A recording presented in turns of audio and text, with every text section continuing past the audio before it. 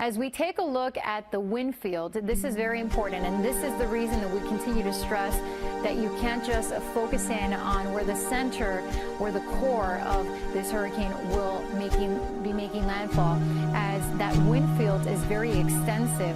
This yellow area, that is the area of tropical storm force winds, orange indicating hurricane force wind gusts, and then the red area in the center, that is where we're seeing the hurricane force winds.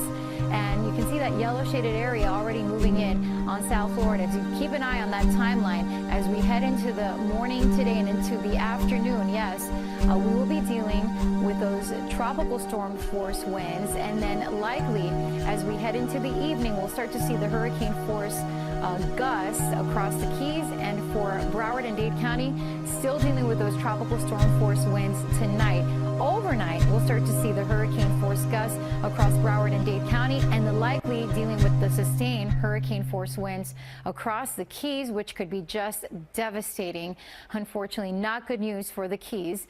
And we also, even across Miami-Dade, overnight and into tomorrow morning, we'll be dealing with those hurricane force wind gusts, and then hurricane force winds will be likely across the Keys and parts of South Florida as we head throughout the morning and into midday. But again, the greatest threat for those sustained hurricane force winds, that core, the most destructive part of this hurricane, moving likely towards the southwest coast as we head into the afternoon, and then into tomorrow night could be over Tampa as a Category 3, and likely moving here across the Big Bend and the Panhandle of Florida as we head into Monday and Tuesday. This is going to be a long duration event, meaning that all across the state of Florida, we could be dealing with the impacts from Irma for possibly up to 24 hours. It really is unprecedented, and this hurricane is a beast, as we are seeing that it is just pummeling parts of the northern coast of Cuba, the Bahamas, and continuing to move here along the coast of Cuba. And we're taking a look at some of the latest computer models, and in agreement that Irma will continue here across coastal Cuba, the northern coast there, as we head throughout the day today, then start to take that turn possibly into the evening and tonight. And then we're seeing most of the models are tightly packed together in agreement that Irma will likely be moving and making landfall somewhere along the Keys. And that's what the Euro and the GFS model are now coming together to let us know that there is some higher confidence in that forecast path. So if we go along with the current advisory and forecast path, Irma will likely be moving northward into the southwest coast of Florida, Fort Myers, Naples, and then Tampa. As we take a look at the wide view, I want to quickly mention that we do have Tropical Storm Katia moving inland across eastern Mexico. And here is Irma. Look at how huge this hurricane is. The fact that we're already seeing some of those rain bands gives you an idea of just how long we're going to have to deal with the wrath of Irma. And then we have Hurricane Jose, Category 4. It is headed towards the northern Leeward Islands. This just breaks my heart because these folks have already had to deal with Irma, and of course those areas just completely flattened by Irma, and now dealing with another Category 4 hurricane. And it's just a terrible situation there.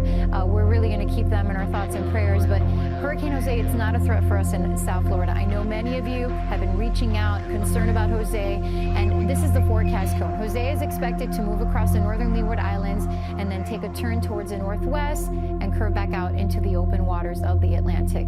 We're going to take a close look at the satellite here for Irma, because we always keep an eye on whether the hurricane wobbles a little bit to the right, to the left, and earlier overnight it was kind of taking a jog here, a little bit more of a southerly jog, and then now it's looking like it's starting to track a little bit more north of due west as a Category 4. So that is a change for the 5 a.m. advisory if you're just joining us. We're still under a hurricane warning, the Bahamas as well as the north coast of Cuba under hurricane warning, and we're seeing those hurricane watches extending here along the northeast coast of Florida and along the coastal areas here, the Big Bend as well. Remember, I mentioned that yesterday. We're going to likely see those watches and warnings going up for the entire state of Florida, and also the storm surge watches and warnings have been extended not only for us but up and down the east and Gulf Coast of the state. In addition to that, now that it looks like the core is going to be on our west side and we're going to be dealing with the dirty side and all that moisture being pummeled up across our area, we're going to see an increasing chance for some very torrential rainfall and also flooding. So flood watch is in place for us through Monday evening, and a flash flood watch has been issued for Lake Okeechobee, and meteorologists say we'll have more on that in a moment. But in terms of our biggest threats here in South Florida, we're still seeing the potential for destructive winds, life-threatening storm surge, and also some heavy rain and even the risk of tornadoes. And in terms of the storm surge, of course, it's not looking as extreme as yesterday when we thought that the core might be moving directly across either Miami-Dade County or Broward County. Right now, we're seeing along the coastal areas of Broward County, the storm surge could be about a foot, anywhere from Lighthouse Point there near Pompano Beach and Fort Lauderdale, Port Everglades. The same around Aventura, possibly a foot or more of storm surge. But then we're talking for areas like Bay Harbor Islands and North Miami Beach, El Portal, and also parts of downtown Miami, Brickell, Key Biscayne. The storm surge, it could be more than 3 feet there. And then down across parts of southern Dade County, around Coral Gables, the same thing, more than 3 feet. But the area shaded in orange, that's where we're seeing high storm surge will be possible, greater than 6 feet. And that is when we see the wind pushing the water up and over here across the land. And that is possibly even going to be more extreme for Palmetto Bay, Cutler Bay. Storm surge ranging from 7 to 10 feet or even higher than that.